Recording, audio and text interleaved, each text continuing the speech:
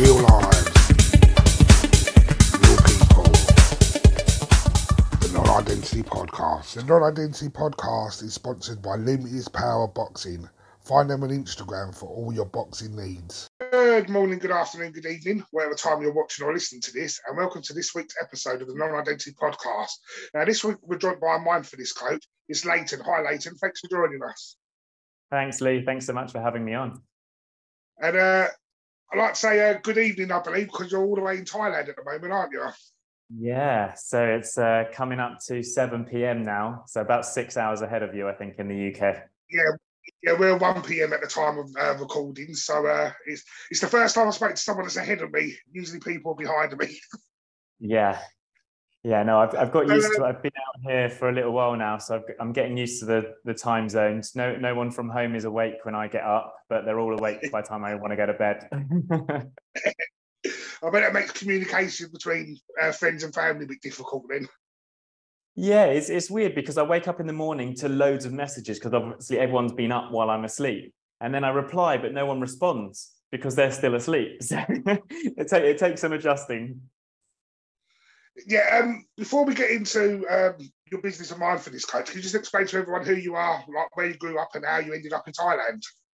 Yeah, absolutely. So I spent most of my life living in London, and the last, I would say 14, 15 years, I was more towards the center of London, working in the real estate industry as an estate agent. And I was just burning myself out through the stress of work, anxiety. I went through a period of depression. And one day I just decided, you know what, London's not serving me anymore. Let's try something new. So I quit my job, broke up with the girlfriend, and within 3 weeks, I sold everything I owned or gave it to charity and jumped on a flight and been traveling ever since and ended up here in Thailand. So yeah, that's it in a shortened version, if you like. But what was it about the lifestyle itself that you think was causing you to burn out?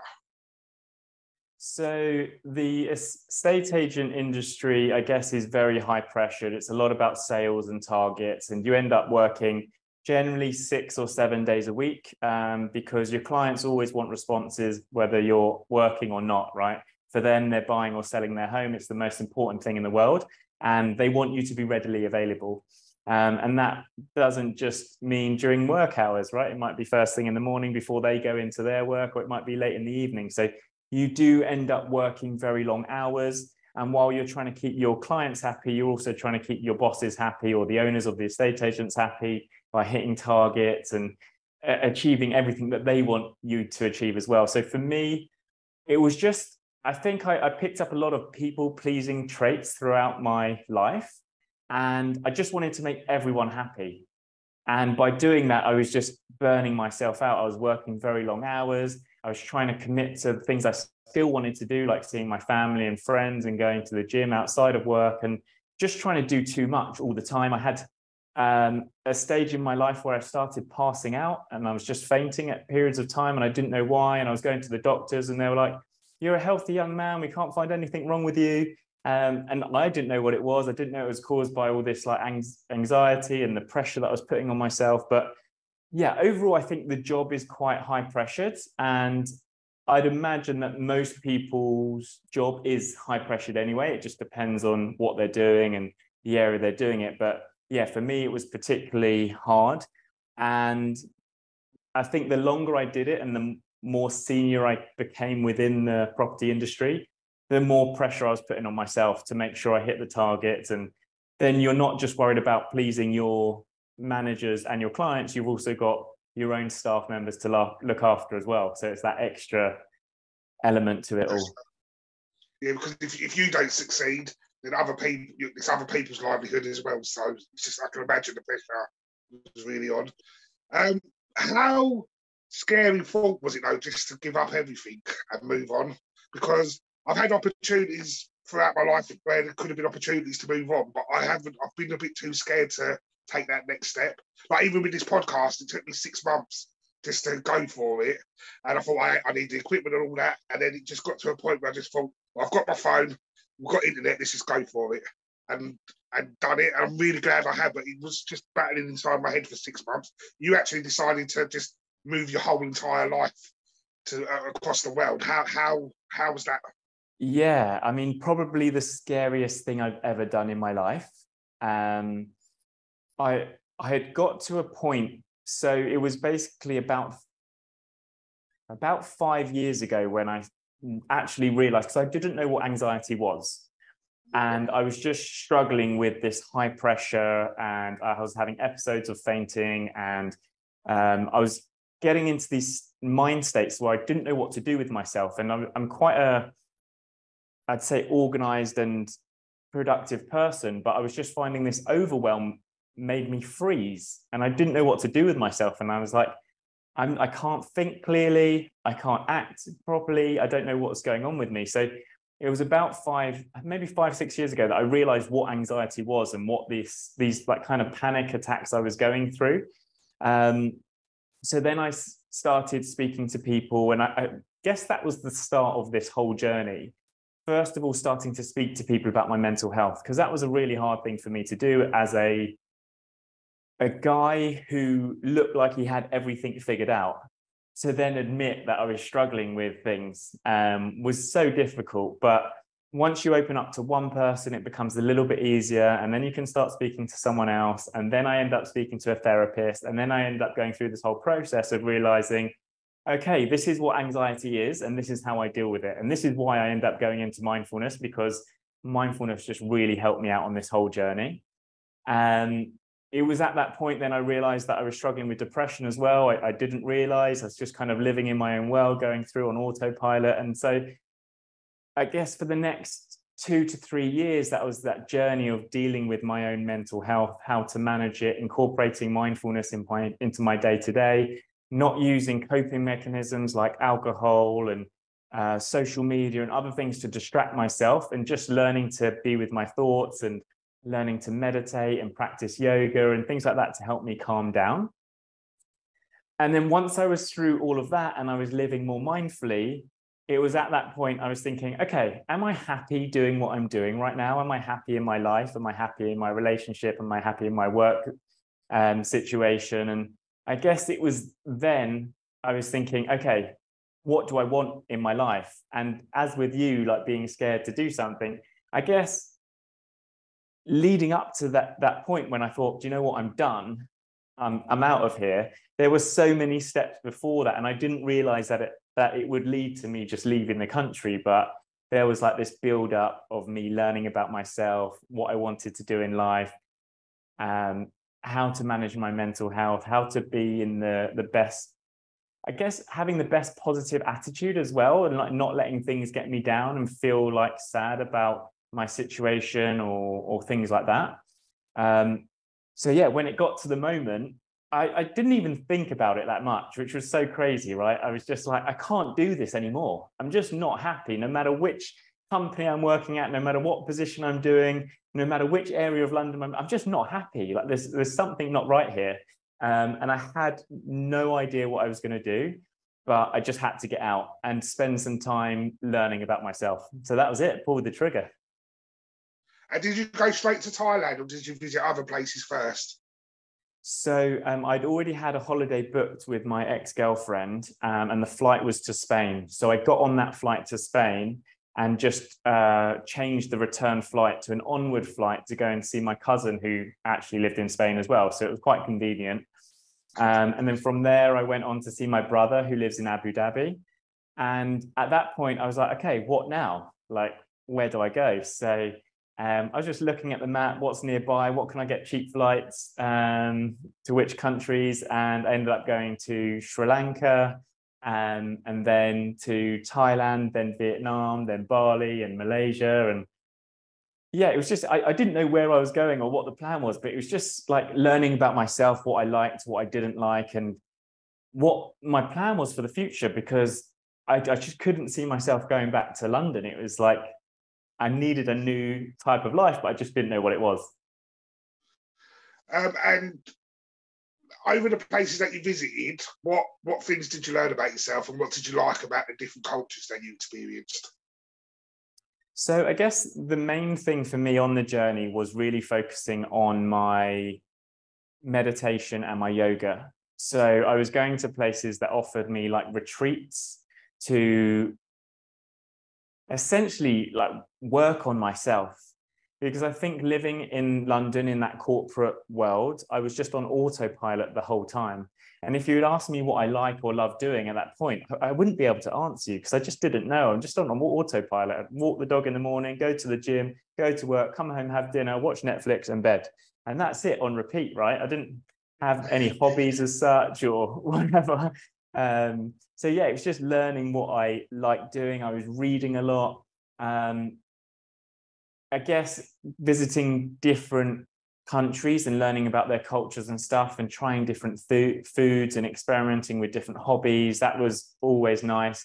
I learned that I love like nature, spending time like near waterfalls, going on hikes and being near the ocean. It was like, I've spent most of my life living in a city, but actually I really like living close to the ocean or near water. Like what? I'm 36 years old now. It's like 35 years of my life I was just spending doing stuff that I didn't really want to do. It's crazy, right? So yeah, that was a huge thing for me. And something I realized early on is that, okay, whatever I do with my life, I want to spend the rest of it being in nature and being able to enjoy that and embrace it.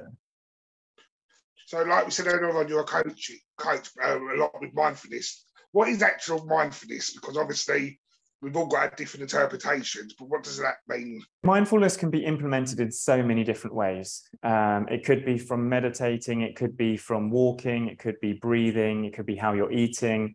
I'm actually doing a Mindful May challenge at the moment where every day I'm giving a mindfulness exercise for people to try.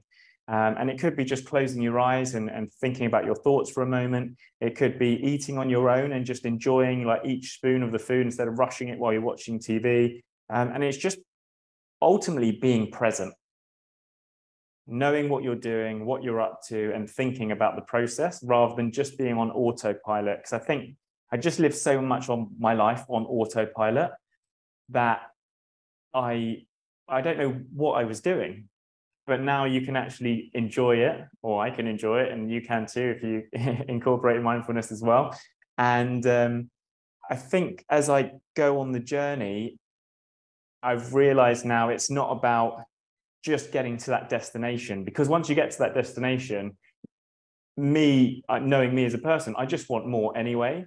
So I've got to enjoy the journey. And if I can be more mindful in the process and be present in what I'm actually doing, like having a chat with you, for example, I can just enjoy it a lot more. Yeah. And I think going as well with what you're saying, a lot of people want something, but they don't actually know if they want it, because once they get it, it's like, what's next? I don't know if you know Tyson Fury, the boxer, but he said, because he suffered a lot with his mental health, but he said his downest day was the night after he won the world title, because he'd been working so much for that goal, and then he achieved it, and it was like, right, everything I put my effort into, what was next? So he said he went to his darkest place, and sometimes he's still now, if he's not boxing or he's had his big fight night, the next day is always his big down day, because that's what he was aiming for, because everything just focused on that. So I think, like you said, it's nice for you to sort of, as you said, knowing that you want more and finding techniques to do that, like your walks and stuff like that. You've got into coaching. How did you decide to do that, and how do you go about becoming a life coach? So just before lockdown in 2020, I'd signed up to a transformational life coaching course. And at the time, it was just as a skill to learn. I wasn't sure if it was something I wanted to do. A lot of coaching is about asking the right questions and understanding your client. And because I was dealing with people on a daily basis anyway, I thought whether or not I go into coaching, it's going to help me with my day-to-day job. Because not only am I dealing with clients, but I was also training, mentoring, and coaching staff members. So I thought it'd be a useful course to do. And then it just so happened that lockdown hit when I was halfway through my course. I started coaching people online for free. just to help people, because obviously it was a really difficult time with COVID and lockdowns and things like that. So I was doing a lot of online coaching, just helping people out. And then when lockdown finished, I just went back to my job and kind of forgot about the coaching. So it was a skill that I had and I had been practicing. And then it wasn't until I actually started traveling, I thought, do you know what, this is a great opportunity for me to pick this back up again and start helping people, because I did really enjoy doing it. I'm passionate about helping people. And I think before, when I did it, it was purely focused on executives, like business people. But I've realized actually life coaching is for everyone. It doesn't need to be specific for that. And mindfulness has really helped me. So if I can do life coaching and incorporate mindfulness as well, it's for me, it's just gets fantastic results. So yeah, that's how I end up doing it now. And what advice would you give to people watching or listening that are in a place where they could need support but don't want to reach out? Because that's the hardest part, I believe. I know when I struggled with my mental health, reaching out to get that counselling, because I'm a trained level 4 counsellor, because I work with young people a lot, and over the years I do a lot of like wellbeing work and mindset, understanding anxiety. But when I was going through my mental health, I was understanding what was happening, but I couldn't get myself out of the funk, and I felt afraid reaching out. So what advice would you give to people who are stuck at that point? They know they need help, but they don't know how to go about it, and they're scared to as well. Yeah, I think for me, when I got to that point, I just broke down and I had to open up. Like, I couldn't handle the pressure anymore.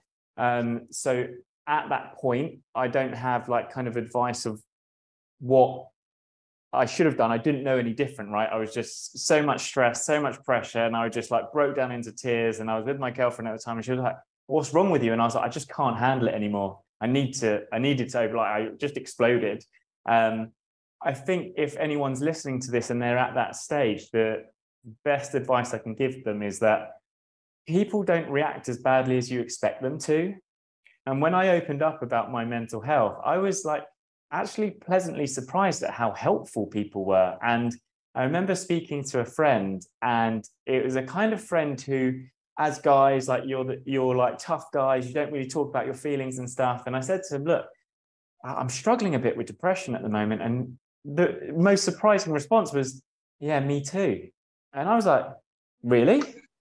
And he was like, "Yeah, I'm finding it really difficult. Sometimes I feel a bit lonely." And I was like, "Wow, I'm going through the same thing. Like, we've been good friends. We go out for dinner together, but we never talk about this stuff. Why don't we talk about this stuff?" But it's not until you start speaking to people, you realize like everyone has their own issues. Everyone's going through problems, and people are willing to help.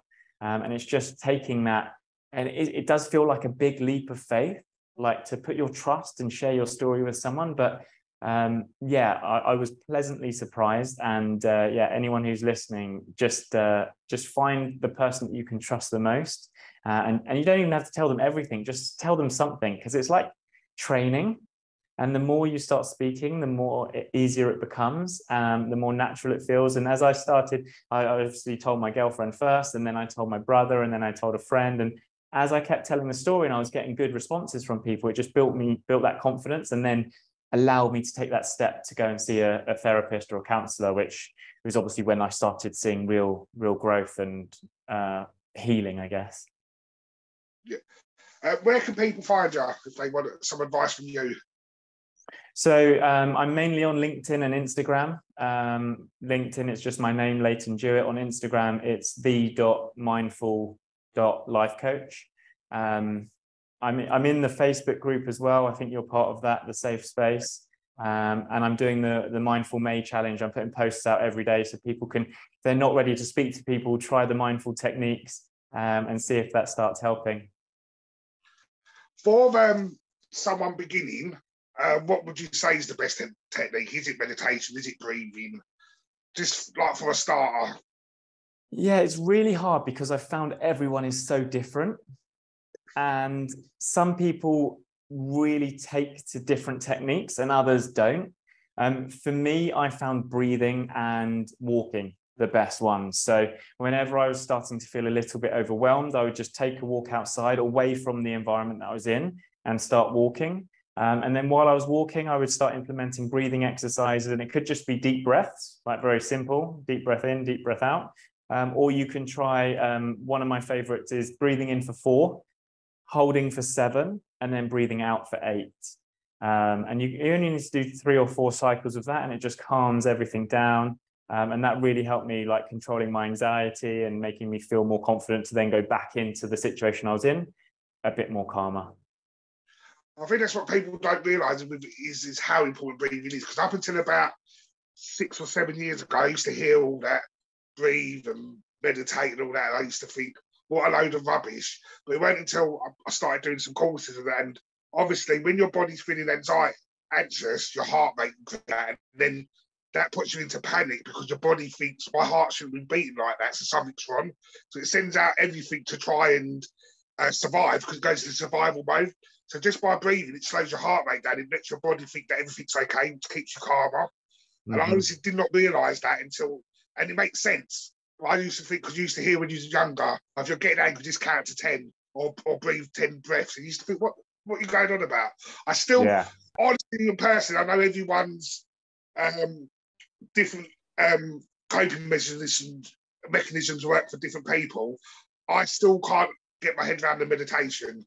That doesn't feel right to me. I've tried it a couple of times, and I don't seem to get on with that personally for a coping mechanism. And I know, like you said, so how do you identify someone's needs? You just like sit down and talk with them for a little while? Do you offer different techniques and they will come back to you and give you feedback? How does that work when you're coaching someone? So with my coaching, it's mainly online. So we're speaking just as we are now.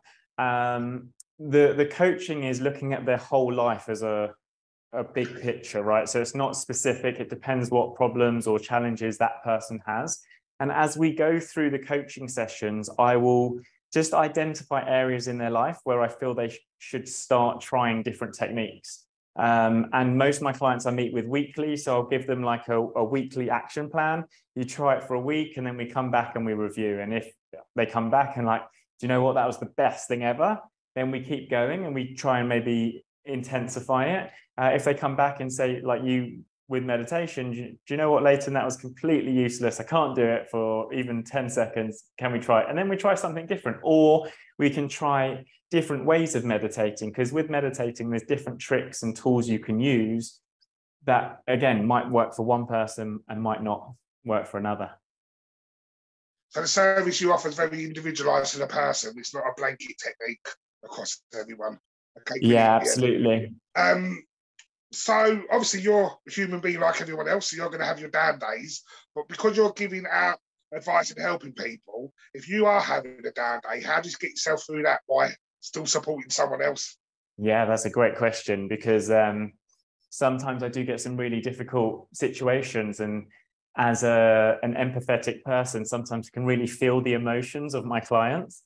And I guess there's a few things that I try and do every day that kind of stabilize me. One of them is grounding. Like, I'm very lucky to be in Thailand and I can walk outside on the grass. So first thing in the morning, I often walk outside on the grass with no shoes on. And I just find it really calming, and I can just not be on my phone, get some fresh air. Sometimes it might be raining or it might be sunny, but just getting some like fresh nature. I'm also a yoga teacher, so I practice yoga a lot, which helps me calm my nerves or any stress or pressure or overwhelming thoughts. I can practice some yoga, and then meditating as well. So similar to you, when I first started meditating, I found it impossible to sit still for even a minute. But it's one of those things with practice and learning different techniques that I can now go and sit down and practice meditation for, if I haven't got much time, I'll do a quick 5-10 minutes, or if I have time, like usually in the evenings, once I've finished all my calls, I want to kind of switch off from work mode. I'll go and do like a half-hour or 40-minute meditation just to completely clear my head, calm my nervous system, and then I can go into my bedroom like feeling ready to sleep, rather than all these thoughts racing through, which as you probably know, it's quite hard to sleep when that's happening. Going based off that as well, switching off. So like I said, I work with young people, and you then don't want to go, I've got children myself, I don't want to then go home and still be teaching. How do you, obviously, like I said, you speak to people all day, what other hobbies do you have away from the mindfulness stuff? So I obviously have practiced yoga. That's one of my regular things. It's also good for my exercise, keeping up my physique and stuff. I like going to the gym. And because I've recently moved to Thailand, I'm actually in a stage where I'm just trying lots of new things. And this might be great for anyone who's like not really sure where to get rid of energy or how to control their thoughts, just trying new activities. So when I first got here, I was trying Muay Thai, obviously when in Thailand, trying Muay Thai boxing. More recently, I've started playing table tennis. I've joined a flag American football club. So I'm just trying, at the moment, I'm just trying different things, like for multiple reasons. One is for fitness, like it's obviously good to keep healthy. Two, it helps you switch off your mind, and because you're focusing so much because it's something new you've never done before.